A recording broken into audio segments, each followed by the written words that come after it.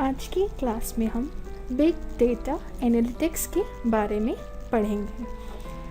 Big data analytics largely involves collecting data from different sources.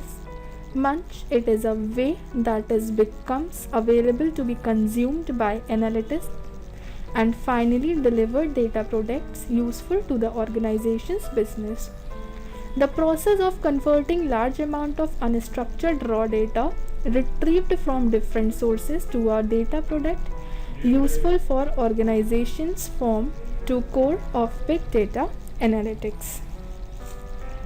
Big data होता क्या है? तो big data एक टर्म है जिसका यूज़ बहुत बड़ी मात्रा में डेटा को डिस्क्राइब करने के लिए किया जाता है। इन इजी वर्ड्स अगर हम कहें तो बिग डेटा का अर्थ है ह्यूज डेटा तथा यह समय के साथ बढ़ता ही चला जाता है। यह डेटा इतना लार्ज और कॉम्प्लेक्स होता है कि इसे ट्रेडिशनल सॉफ्टवेयर एप्लीकेशन द्वारा स्टोर तथा प्रोसेस करना बहुत ही मुश्किल होता है। बिग डेटा को समझने के लिए हम इसके कुछ एग्जाम्पल्स देखते हैं, जैसे फेसबुक के डेटाबेस में हर दिन 500 टेराबाइट से ज़्यादा का डेटा जनरेट होता है। यह data mainly photos and videos upload, messages, comments करने एक्सेट्रा से जनरेट होता है। बिग डेटा एनालिटिक्स एक ऐसी प्रोसेस है जिसमें डेटा के बहुत बड़े समूह को कलेक्ट, ऑर्गेनाइज तथा एनालाइज किया जाता है, जिससे कि हिडन पैटर्न्स तथा उपयोगी इंफॉर्मेशन को डिस्कवर किया जा सके। In other words, big data analytics एक ऐसी प्रोसेस है जिसमें लार्ज डेटा सेट को एग्जामिन किया जाता है, जिससे कि ऑर्गेनाइजेशन को hidden patterns, market trends, customer preferences तथा अन्य यूजफुल इंफॉर्मेशन प्राप्त हो सके। इस इंफॉर्मेशन का यूज़ ऑर्गेनाइजेशन अपने बिजनेस डिसीजन को बेहतर बनाने में करती है। बिग डेटा एनालिटिक्स द्वारा डेटा साइंटिस्ट तथा प्रिडिक्टिव मॉडलर्स बहुत सारे सोर्सेस में से डेटा को एनालाइज करते हैं। Data analysis step, the process involved in data analysis involve several different steps. यानी डेटा एनालिसिस की प्रोसेस करने के लिए इसके कुछ डिफरेंट स्टेप्स होते हैं। जैसे पहला step, the first step is to determine the data requirement or how the data is grouped. Data may be separated by age, demographic, income or gender. Data value may be numerical or be divided by category. First step data requirement या data को कैसे grouped किया जाता है या निर्धारित करना है। डेटा को एज, डेमोग्राफिक यानी जनसांख्यिकी, इनकम और जेंडर के आधार पर अलग किया जाता है। डेटा वैल्यू न्यूमेरिकल हो सकती है या कैटेगरी द्वारा डिवाइड किए जा सकते हैं। The second step in data analytics is the process of collecting it. This can be done through a variety of sources such as computer, online source, cameras, environmental sources or through personnel. Data analytics का second step इसे collect करने की process है। यह विभिन्न sources के माध्यम से किया जा सकता है, जैसे कि कंप्यूटर का यूज़ करके, online sources, camera, environment source या फिर जो हमारे कर्मी हैं उनके माध्यम से। Once the data is collected, it must be organized so it can be analyzed. This may take place on a spreadsheet or other form of software that can be statistical data. एक बार data collect हो जाने के बाद इसे organise किया जाता है, यानी व्यवस्थित किया जाना चाहिए ताकि इसका एनालिसिस किया जा सके। यह एक स्प्रेडशीट या अन्य प्रकार के सॉफ्टवेयर पर हो सकता है जो स्टैटिस्टिकल डेटा को ले सके। The data is then cleaned up before analysis. This means it is scrubbed by and checked to ensure there is no duplication or error and that is not incomplete. This step helps correct any errors before it goes to a data analyst to be analyzed. Analysis से पहले data को clean किया जाता है। इसका मतलब है कि इसे साफ किया जाता है और यह सुनिश्चित करने के लिए चेक किया जाता है कि कोई डुप्लीकेट या फिर एरर ना हो डेटा में, या हमारा डेटा इनकम्प्लीट ना हो। यह स्टेप डेटा एनालिस्ट के पास जाने से पहले किसी भी एरर को ठीक करने में मदद करता है। Types of big data analytics, यानी इन बिग डेटा एनालिटिक्स कितने प्रकार का होता है, तो यहाँ पे कुछ फॉलोइंग स्टेप्स हैं कितने टाइप्स का हमारा बिग डेटा होता है। Prescriptive analytics, the most valuable and most under used big data analytics technique. Prescriptive analytics give you a laser-like focus to answer a specific question. It helps to determine the best solution among a variety of choices, given the known parameters, and suggest option for how to take advantage of a future opportunity and mitigates a future risk. It can also illustrate the implications of each decisions to improve decision making. Example of perspective analytics for customer retention include next best action or next before best offer analysis. Prescriptive यानी prescriptive analytics है क्या? यह सबसे ज़्यादातर valuable big data analytics technology है। यह बहुत सारी चॉइसेस में से सबसे बेस्ट सॉल्यूशन को सजेस्ट करता है, जिससे कि सजेस्टेड ऑप्शन का बेनिफिट उठाया जा सके और फ्यूचर रिस्क को कम किया जा सके। Diagnostic analytics, data scientists turn to this technique when trying to determine why something happened. It is useful when researching leading churn indicators and uses trends amongst your most loyal customers. Example a diagnostic analytics include churn reasons analysis and customers health score analysis. Descriptive analytics यानी इस technique में बहुत ज़्यादा समय लगता है तथा यह सबसे कम बेनिफिट देती है। डिस्क्रिप्टिव एनालिटिक्स जो है वो हिस्टोरिकली डेटा को इंसाइट प्रदान करती है, जैसे समरी, स्टैटिस्टिकल, क्लस्टरिंग तथा एसोसिएशन रूल्स एक्सेट्रा। यह डेटा प्रोसेसिंग का सबसे पहला स्टेज है, जिसमें रॉ डेटा में से पिछला हिस्टोरिकल डेटा निकाला जाता है और डेटा को अगली प्रोसेस के लिए तैयार कर दिया जाता है। यानी इसके द्वारा किसी बिजनेस के लिए बिजनेस के पिछले साल की परफॉर्मेंस रिपोर्ट को निकाला जा सकता है और उसी के अनुसार उसके आगे की रणनीति बनाई जा सकती है। Descriptive analytics,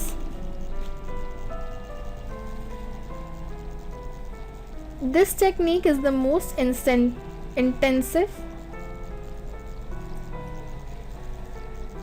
diagnostic data scientist इस टेक्निक का यूज़ तब करते हैं जब वे चाहते हैं कि कोई चीज़ क्यों हो रही है, मीन्स इस चीज़ के होने के पीछे रीज़न क्या है।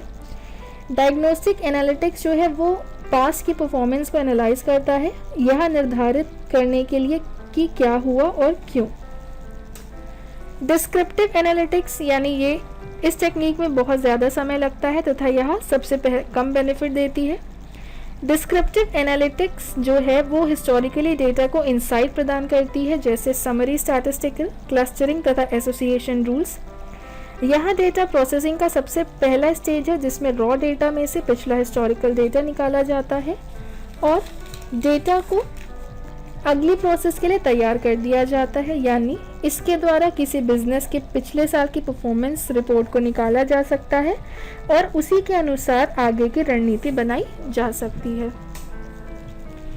प्रिडिक्टिव एनालिटिक्स, प्रिडिक्टिव एनालिटिक्स का प्रयोग सबसे ज़्यादा किया जाता है। यह किसी सिचुएशन को प्रिडिक्ट करता है कि उस सिचुएशन में क्या हो सकता है। यह सिचुएशन को प्रिडिक्ट करने के लिए statistical, data modelling, data mining तथा मशीन लर्निंग टेक्नोलॉजी का प्रयोग करता है। इजी वर्ड में कहें तो प्रिस्क्रिप्टिव एनालिटिक्स, प्रिडिक्टिव एनालिटिक्स जो है वह फ्यूचर में होने वाली घटनाओं को प्रिडिक्ट करता है। Big data characteristics, big data contain a large amount of data that is not being processed by traditional data storage or processing unit. It is used by many multinational companies to process the data and business of many organizations. The data flow would exceed 150 exabytes per day before replications. There are 5 of big data that explain the characteristics. 5 V's of big data: volume, veracity, variety, value, velocity. Big data में बड़ी मात्रा में data होता है जिससे traditional data storage या processing unit द्वारा process नहीं किया जा सकता। इसका यूज़ बहुत सारी मल्टीनेशनल कंपनीज, कई ऑर्गेनाइजेशंस के डेटा और बिजनेस को प्रोसेस करने के लिए किया जाता है। कुछ विशेषताएं होती हैं जिनके द्वारा बिग डेटा को डिफाइन किया जाता है। इन विशेषताओं को 5 V's कहा जाता है, जिसमें पहला है वॉल्यूम। वॉल्यूम एक मुख्य विशेषता जो डेटा को बड़ा बनाती है वह है इसका वॉल्यूम यानी इसकी मात्रा। वॉल्यूम का अर्थ इसके साइज से है। इसका साइज बहुत ही ज़्यादा बड़ा होता है, अधिक होता है। यह सामान्यतः टेराबाइट्स तथा पेटाबाइट्स से भी अधिक होता है। डेटा की इतनी बड़ी मात्रा को प्रोसेस करने के लिए ट्रेडिशनल स्टोरेज और प्रोसेसिंग कैपेबिलिटीज़ की तुलना में अगर प्रोसेसिंग टेक्निक्स की आवश्यकता होती है। दूसरे शब्दों में कहें तो बिग डेटा में डेटा सेट इतने बड़े होते हैं कि उन्हें रेगुलर लैपटॉप या कंप्यूटर से प्रोसेस नहीं किया जा सकता। एक हाई वॉल्यूम डेटा का उदाहरण इंडिया में एक दिन में फेसबुक में अपलोड होने वाला डेटा है।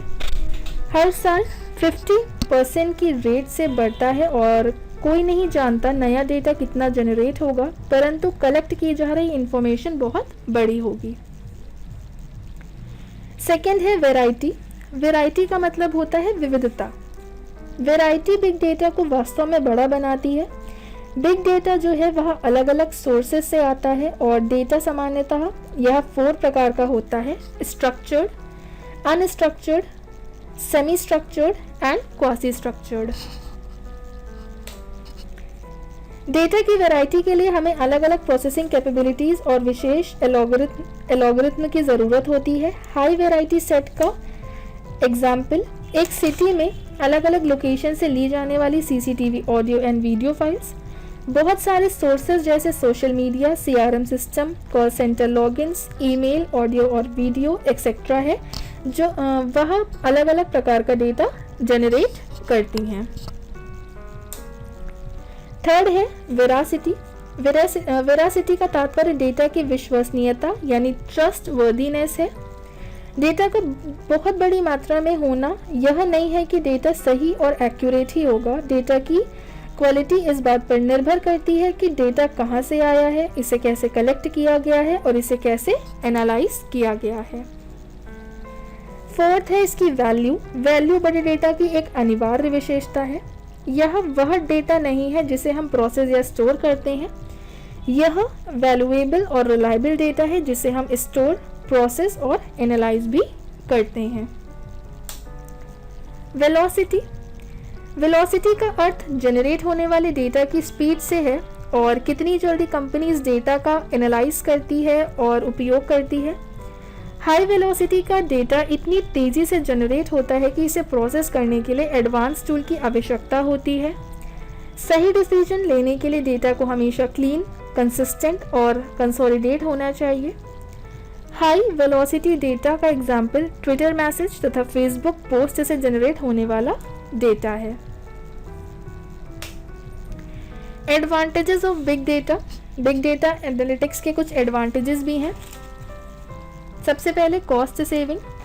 The implementation of real time analytics tool may be expensive. It will be eventually save a lot of money.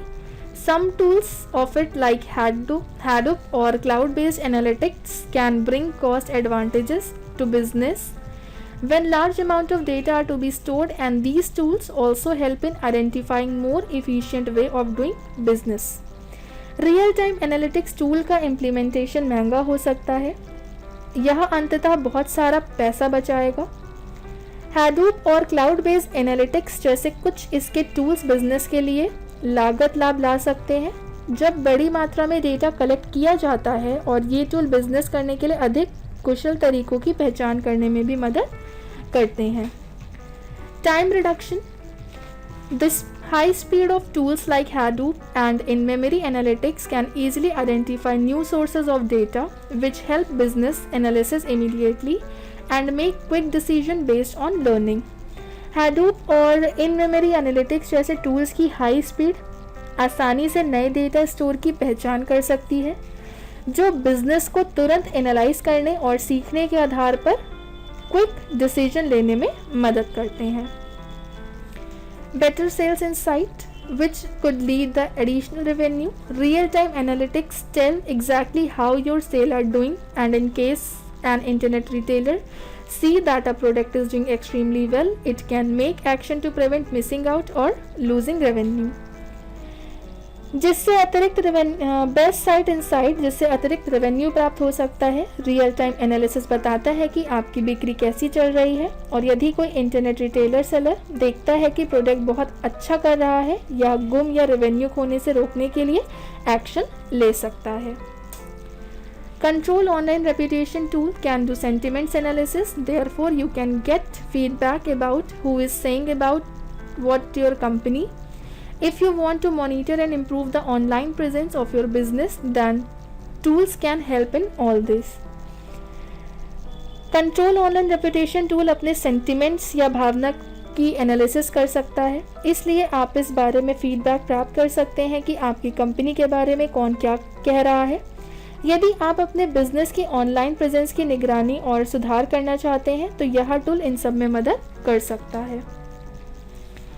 Understand the market conditions. By analysis, you can get a better understanding of current market conditions. For example, by analyzing customers' purchasing behavior, a company can find out the products that are sold the most and produce products according to these trends.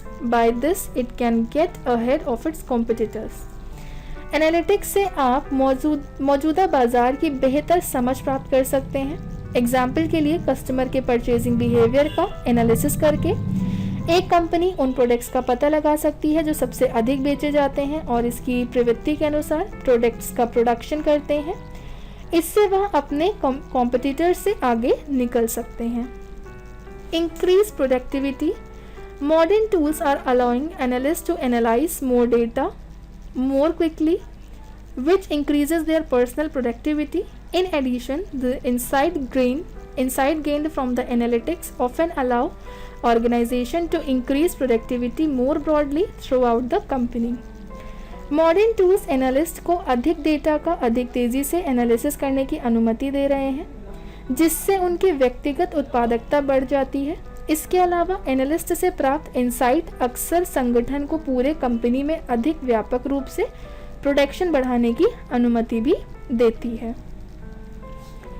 Fraud detection. One of big advantage of analytic system that rely on machine learning is that they are excellent at detecting patterns and anomalies. These ability can give bank and credit card companies the ability to spot stolen credit card or fraudulent purchases, often before the cash holder even know that something is wrong. Machine learning पर भरोसा करने वाले analysis system के बड़े फायदे में से एक है वे पैटर्न्स और विसंगतियों का पता लगाने में उत्कृष्ट हैं। ये क्षमताएं बैंकों और क्रेडिट कार्ड कंपनीज की चोरी हुए क्रेडिट कार्ड या फ्रॉडुलेंट खरीदारी का पता लगाने की क्षमता दे सकती है। अब अगर हमारे बिग डेटा एनालिटिक के एडवांटेजेस हैं तो इसके कुछ डिसएडवांटेजेस भी हैं, जैसे need of talented scientist and experts are among the most highly converted and highly paid worker in the IT field. Respondent ranked skill and staff as the second biggest challenge when creating a data lake. Hiring or training staff that increases cost considerably, and the process of acquiring skills can take considerable time. Scientists और experts IT के क्षेत्र में सबसे अधिक प्रतिष्ठित और उच्च वेतन पाने वाले वर्कर्स में से एक हैं। डेटा लेक बनाते समय रिस्पोंडेंट ने कौशल और कर्मचारियों को दूसरी सबसे बड़ी चैलेंज के रूप में स्थान दिया। एम्प्लॉय के काम पर ध्यान रखना या ट्रेनिंग देने से लागत में काफ़ी वृद्धि हो सकती है और कौशल हासिल करने की प्रक्रिया में विचार योग्य समय भी लग सकता है। Incompatible tools. Hadoop is the most commonly used tool in analytics. However, the standard version of Hadoop is not currently able to handle real-time analysis. Hadoop analytic के लिए सबसे अधिक इस्तेमाल किया जाने वाला टूल है। हालांकि Hadoop या स्टैंडर्ड वर्जन वर्तमान में वास्तविक समय के एनालिसिस को संभालने में सक्षम नहीं है। Correlation error. A common technique used to analyze big data is to draw correlation by linking one variable to another to form a pattern. Their correlations may not always stand for anything substantial or meaningful. In fact, just because two variables are linked or correlated does not imply that an instrumental relationship is present between them. In short, correlation does not always imply causation. Big data का analysis करने के लिए इस्तेमाल की जाने वाली एक सामान्य तकनीक एक पैटर्न बनाने के लिए एक वेरिएबल को दूसरे वेरिएबल से जोड़कर कोरिलेशन बनाना है। इसके कोरिलेशन हमेशा किसी महत्वपूर्ण या सार्थक बात के लिए खड़े नहीं हो सकते, वास्तव में सिर्फ इसलिए कि दो वेरिएबल जुड़े हुए हैं या कोरिलेशन है। इसका मतलब यह नहीं है कि उनके बीच इंस्ट्रूमेंटल रिलेशन मौजूद है। शॉर्ट में कोरिलेशन हमेशा कार्य कारण नहीं दर्शाता है। Cost. Many of today's tools rely on open source technology which dramatically reduce software cost, but enterprises still face significant expenses related to staffing, hardware maintenance, and related services. It's not uncommon for big data analytics initiative to run significantly over budget and to take more time to deploy than IT managers and had originally anticipated. आज के कई tools open source technology पर निर्भर हैं जो dramatically रूप से software लागत को कम करती है, लेकिन एंटरप्राइजेस को अभी भी स्टाफिंग से संबंधित, हार्डवेयर मेंटेनेंस और सर्विसेज से संबंधित महत्वपूर्ण खर्चों का सामना करना पड़ता है। बिग डेटा एनालिटिक्स पहल के लिए बजट से अधिक चलने और आईटी मैनेजमेंट की तुलना में अधिक समय लेने के लिए मूल रूप से अनुमान लगाया गया था। यह असामान्य या कॉमन नहीं है। Security and privacy concern, though it may seem ironic since we already mentioned safety and security as an advantage for big data, it is important to understand that although big data analytics allow you to find fraudulent attempts, the framework itself is prone to a data breach as is the case with many technological undertakings. हालांकि यह ironic लग सकता है क्योंकि हमने पहले ही safety and security को big data के एडवांटेज के रूप में मेंशन किया। यह समझना महत्वपूर्ण है कि हालांकि बिग डेटा एनालिटिक्स आपको फ्रॉडुलेंट के खोजने की अनुमति देता है, फ्रेमवर्क स्वयं डेटा उल्लंघन के लिए प्रवण होता है, जैसे कि कई टेक्नोलॉजिकल अंडरटेकिंग मामलों में होता है।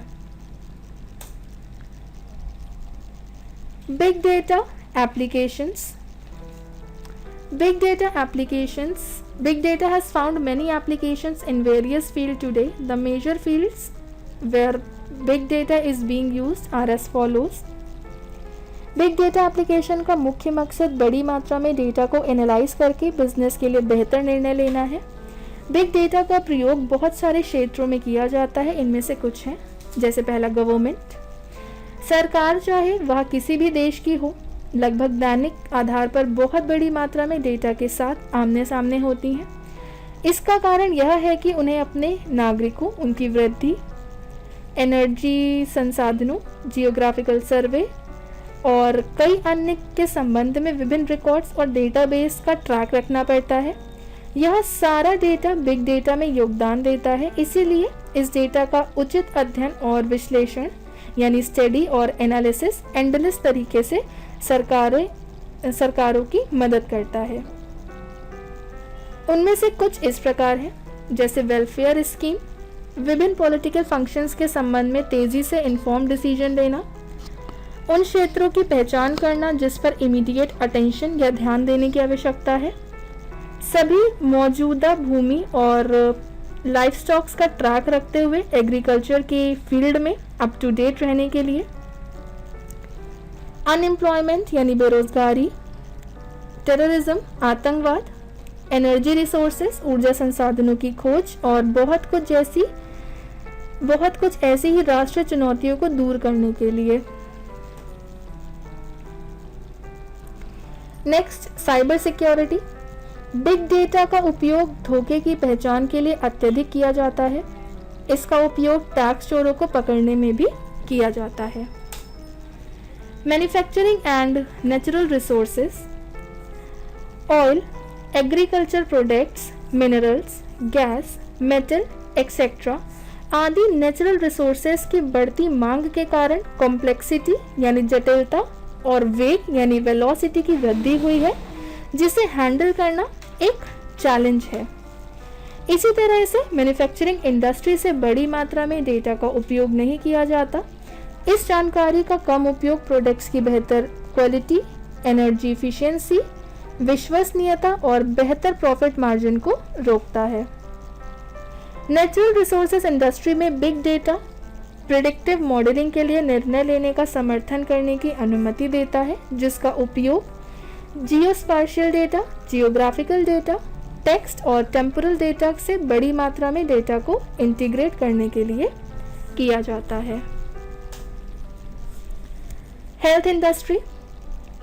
हेल्थ केयर अभी तक एक और इंडस्ट्री है जो बिग अमाउंट डेटा जनरेट करने के लिए बाध्य है।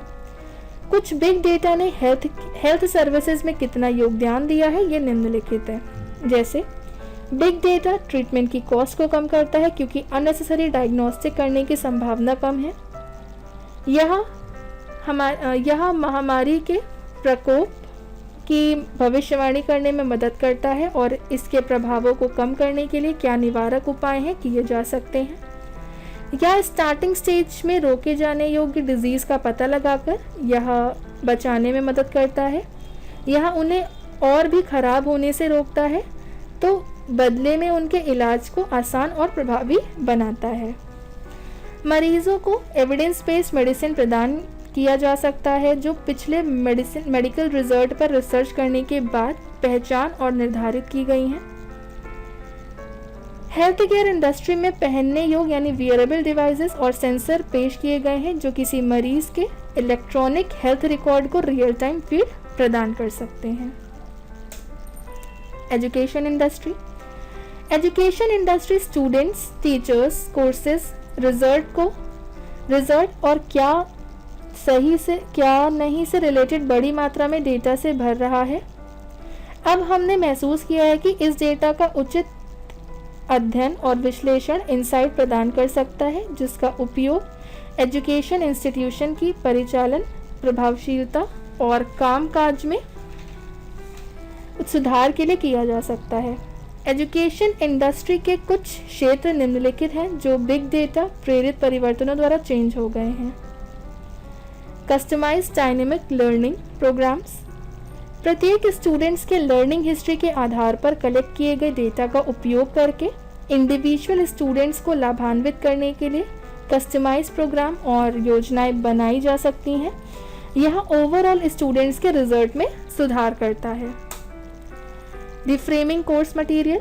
एक स्टूडेंट जो सीखता है उसके आधार पर कलेक्ट किए गए डेटा के अनुसार कोर्स मटेरियल को फिर से तैयार करना, कोर्स के कंपोनेंट्स की वास्तविक समय में मॉनिटराइजिंग द्वारा किस हद तक स्टूडेंट्स के लिए फ़ायदेमंद है। Grading system. स्टूडेंट डेटा के उचित एनालिसिस के परिणाम स्वरूप ग्रेडिंग सिस्टम में नई प्रगति शुरू की गई है। Career prediction. प्रत्येक स्टूडेंट्स के रिकॉर्ड की एप्रोप्रिएट एनालिसिस और स्टडी प्रत्येक स्टूडेंट्स की प्रोग्रेस, स्ट्रेंथ, वीकनेस, इंटरेस्ट और बहुत कुछ को समझने में मदद करेगा। यह निर्धारित करने में भी मदद करेगा कि स्टूडेंट्स के लिए कौन सा करियर सबसे सूटेबल होगा। बिग डेटा की एप्लीकेशंस ने ई लर्निंग सॉल्यूशन में अपना योगदान देकर एजुकेशन सिस्टम में सबसे बड़े नुकसान में से एक का समाधान भी किया है। Media and entertainment industry. लोगों के पास विभिन्न डिजिटल गैजेट्स तक पहुंच होने का कारण है बड़ी मात्रा में डेटा में उत्पादन इनएविटेबल है और यह मीडिया और एंटरटेनमेंट इंडस्ट्री में बिग डेटा के बढ़ने का मुख्य कारण भी है। इसके अलावा सोशल मीडिया प्लेटफॉर्म एक और तरीका है जिससे बड़ी मात्रा में डेटा जनरेट किया जा रहा है। हालांकि मीडिया एंड एंटरटेनमेंट इंडस्ट्री में व्यवसायों ने इस डेटा के महत्व को महसूस किया है और वे अपनी ग्रोथ इसका लाभ उठाने में सक्षम हैं। Some of the benefits extracted from big data in the media and entertainment industry are given below. Media और एंटरटेनमेंट इंडस्ट्री से बड़े डेटा से निकले गए कुछ बेनिफिट्स यहाँ दिए गए हैं, जैसे ऑडियंस के हितों की प्रिडिक्शन करना, भविष्यवाणी करना, डिजिटल मीडिया डिस्ट्रीब्यूशन प्लेटफॉर्म में मीडिया स्ट्रीम का अनुकूलित या ओवर डिमांड शेड्यूलिंग, कस्टमर्स समीक्षाओं से जानकारी प्राप्त करना, विज्ञापनों की प्रभावी लक्ष्यीकरण।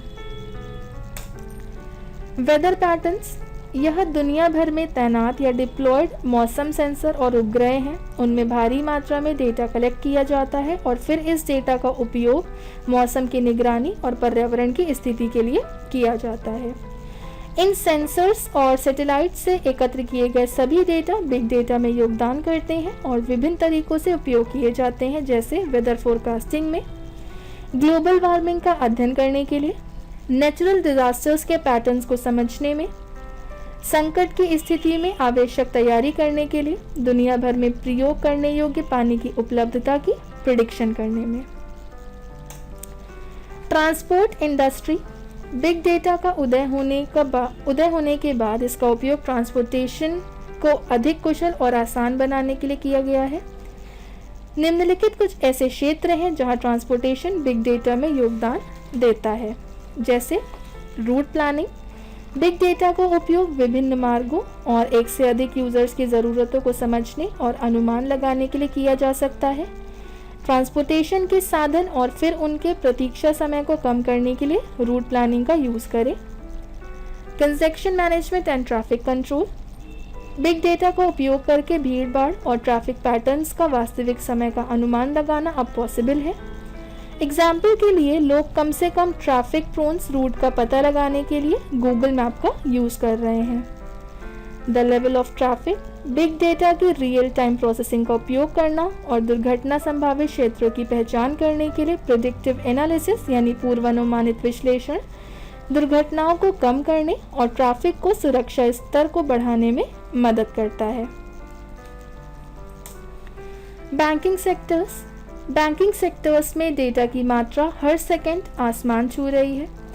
जीडीसी पूर्वानुमान के अनुसार इसके आंकड़ों के साल अंत तक 700% बढ़ने के अनुमान है। इस डेटा का उचित अध्ययन और विश्लेषण किसी भी इलीगल गतिविधियों या एक्टिविटीज़ का पता लगाने में मदद कर सकता है, जैसे डेबिट या क्रेडिट कार्ड का मिसयूज, वेंचर क्रेडिट जोखिम उपचार, बिजनेस क्लैरिटी, कस्टमर स्टैटिस्टिकल परिवर्तन, काले धन को वैध बनाना यानी मनी लॉन्ड्रिंग और रिस्क मिटिगेशन यानी जोखिम से राहत। तो ये हमारा बिग डेटा एनालिटिक्स